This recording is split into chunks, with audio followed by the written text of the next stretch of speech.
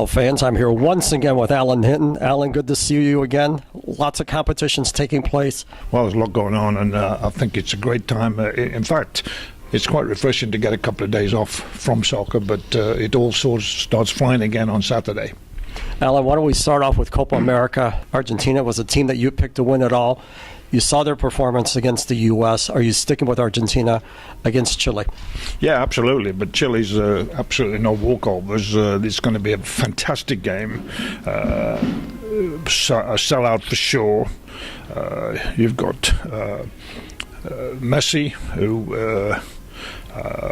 he can steal money from your pockets. He shows you the ball, you think you've got the ball, and he's gone.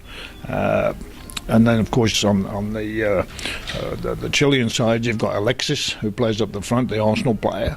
So you've got two great teams playing each other. I think it's appropriate that these two teams are in the final. The US, to be fair, have done fantastic to get to the semi-finals. Nobody thought they would. Klinsmann, of course, before the Argentina game was saying we can beat them.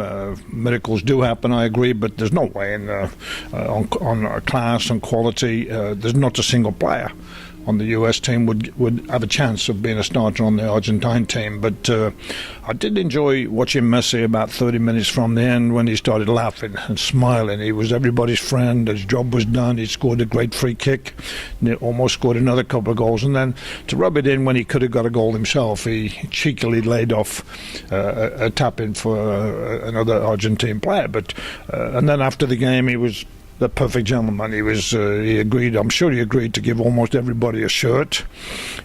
He was shaking hands with referees. He was great with the fans. He was great with the US players. What an out-and-out gentleman. But it's going to be a great final. As far as US are concerned, I did read Sunil Gulati's comments after the game when he was saying that it just showed us where we are as a nation. Well, it did show us where we are, but I mean, in the end, we cannot compete with Argentina.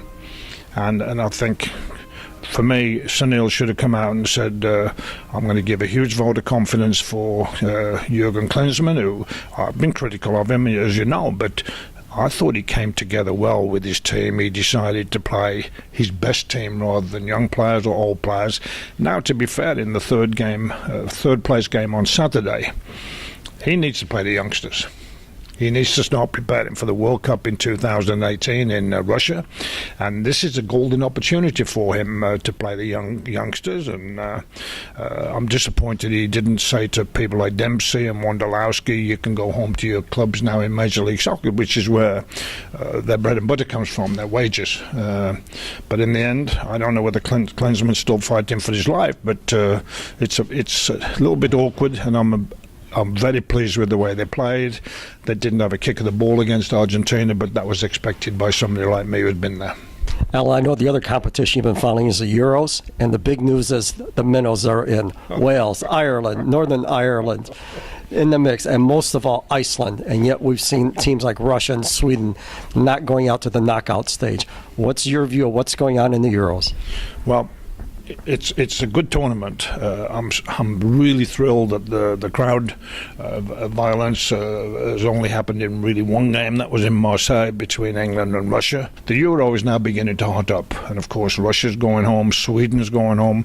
Who would have thought Ibrahimovic would never not score a goal in the three games for Sweden? And of course they're out. They're going home. Rumour is that Ibrahimovic is going to sign for Manchester United, but the story is Iceland, a nation of 330,000 people. America's got 330 million people, and we've, the US should be doing better, frankly, with all those numbers. But Iceland, not only have they got through by scoring in the 94th minute against Austria, they're playing England, and all of Iceland who love soccer absolutely adore the English Premier League, and the relationship with England is outstanding. There was 28,000 people from Iceland in France for the previous games.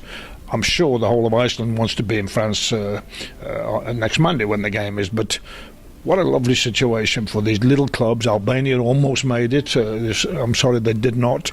But then in England, you've got Republic of Ireland. In Great Britain, you've got the Republic of Ireland. You've got Wales. You've got England, and you've got Northern Ireland. Northern Ireland. That's coached by Republic of Ireland is coached by Martin O'Neill, who I know well, and Roy Keane, who are a good combination. And that, so it's happy days and a lot of great soccer to come. Well, Alan, as usual, thank you for your comments and thoughts. We look forward to the next version of Alan Hinton Unleashed after this weekend's matches, and I'm sure you'll provide us with some great insights. Well, there's lots to talk about. It's an exciting time. Thank you, John. Thank you, Alan.